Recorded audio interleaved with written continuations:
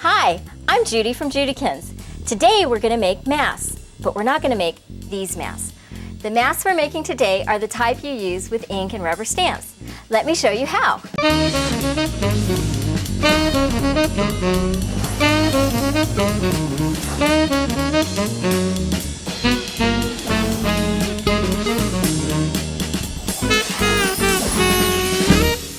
The first thing I'm going to show you is how to stamp the background papers. I'm actually going to stamp a smaller piece of paper just to give you an idea of how the pattern's going to work. You can extend this on any size sheet of paper from a small card all the way through your scrapbook page and even wrapping paper. I'm going to use my Eclipse tape from JudiKins. The Eclipse tape is a paper tape with a lightweight adhesive on it, which when you apply it down to your piece of paper, it won't tear the original paper. Now, I'm going to pull off enough Eclipse tape to cover the piece that I'm going to be stamping, and I lay this as a straight edge on my card. The reason why I'm creating a mask for my paper is because I'm going to use two different patterns to create the background. I'm laying the mask down on the paper to protect the top half while I'm stamping the bottom half. I'm using a mini Boleo, which is a border stamp with two sides. I'll ink up my stamp, the larger stamp with the lightest color, apply the ink to my stamp, and press it straight down on the paper. No rocking. Reapply the ink and stamp it about an inch away from my original impression. One final piece, and that creates the first layer of color. Using my second color, which is this tan, I'm going to use the double striped image. Apply the ink to the stripes, stamp it just a little bit off from my original impression, stamp it a second time, and now I'm going to clean off my stamp because I'm changing colors. Now my stamp is nice and clean, and I can use this light color yellow. Ink the stamp, press down, reapply ink, move it off to the center just a little bit, press down, no rocking, and that is the bottom section of my paper. As you notice, there's a little bit of a white line here right above my mask. I'm going to cover that up later, or I can camouflage it with my next stamping. This stamp is a flower stamp, and it's a little bit more solid. I'm using a burnt sienna or a little bit of a darker red-brown. And if I stamp that flower right over the area, you can see it camouflages the white space. I'm going to stamp in a checkerboard pattern, and I stamp off the edges of the paper. And this is the start of my checkerboard pattern. And one more on the corner, and that completes the pattern. Now that I've finished with this, I'm going to start the second pattern by removing my Eclipse tape and covering up the bottom portion of my paper. To start the next pattern, I'm using this great little mum with the light color, same light blue, ink up the stamp, and because this is a flower, I'm going to continue with that checkerboard pattern off the edges of the paper. And another trick is if you stamp a second time, you end up with a lighter color of ink.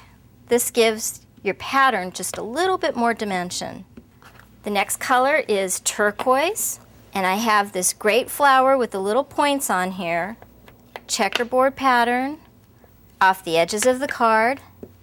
Sometimes it's okay to twist the flower just a little bit to give it a little diversity. That looks like that's pretty complete. The final color, which is the third color, is back to this burnt sienna. Now I like to use the burnt sienna because it matches the flowers on the bottom half of my paper here. I'm using the smallest dot on the spot stamp, and again, just stamp in a nice little checkerboard pattern off the edges of the card. It's okay if you overlap colors. It just makes your paper look wonderful. Now that I'm finished with my stamping and I take off the mask, you can see the wonderful pattern that's starting to develop for my background papers. I have a finished 8x8 sheet of paper here to show you what my full pattern starts to look like. I want you to notice that no matter how carefully I tried to mask the join between the two patterns, there's still a little bit of a jaggedy line. And a nice way to camouflage that is with a piece of ribbon. The next piece is going to be to create the journaling block. I have a white piece of paper here, and in order to create my mask, it's going to have torn edges.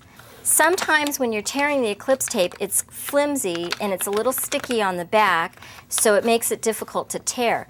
If I apply it to a piece of scratch paper to make my tear, it works a little bit easier. I've applied it to my scratch paper, and now I'm going to make my tear. As you can see, if I tear both the Eclipse tape and the paper, I get a nice torn edge. I have a finished piece here that's already been torn. All I need to do now is peel this off of my scratch paper and apply it directly to my title block. In order to find matching paper, sometimes that's difficult, so I'm taking the same color ink that I used in my pattern and applying it directly to the paper. The mask covers up the area in the center so that I can do my journaling. Now that I've applied the ink, all I need to do is peel off the mask. I've created a nice frame to do my journaling.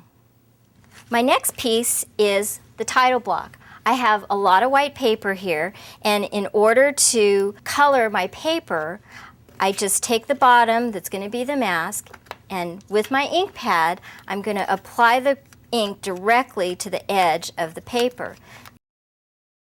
And you can see you have a nice title block. I'm bringing in the page to show you that I've created these little washers out of the same paper that I used to make the mask. And the way that I did that was I punched a circle out of the same color paper that I used to mat my photos. If you're going to a crop, I have a great tip for you to take all these little pieces. I have a sheet of Eclipse tape that I've used, and as you can see, because the Eclipse tape has this delicately sticky adhesive, it holds them on without having them fall all over the place. Take the brad and the little washer, put it through the hole, and open this up. That creates the piece that holds the title block onto my scrapbook page. The next masking technique I'm going to show you is for a greeting card. I have this butterfly stamp here that I like to use, and my masking is going to make the card look like the butterfly is on the top. So if I stamp my Eclipse tape with the butterfly, what I like to do is peel off a little bit of the Eclipse tape and stick this to the cutting mat for me to stamp on. Now sometimes you need several different masks, you need 2 or 3, and a great tip is to layer the tape so you get 2 or 3 masks out of one cutting. Stamp it onto my Eclipse tape, and then I would cut it out. Stamp it in the center of the card a little bit at an angle. Get a nice even impression. Pull the top mask off and lay it right over the top of my butterfly. Stamp a second butterfly, and this time a little bit at an angle. And the third butterfly, a little bit different angle, and notice I'm stamping over the mask.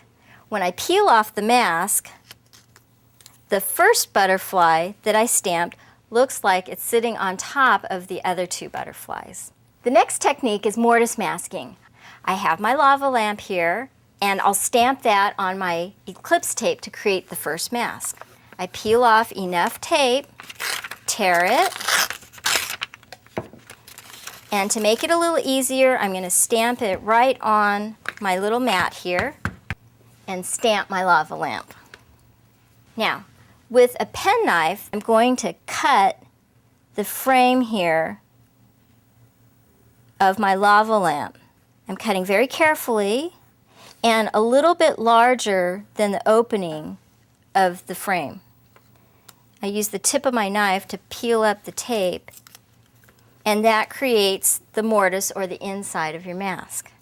Apply that to the center lava lamp, and you can see how my Eclipse tape covers up the other 2 lamps that I had previously stamped.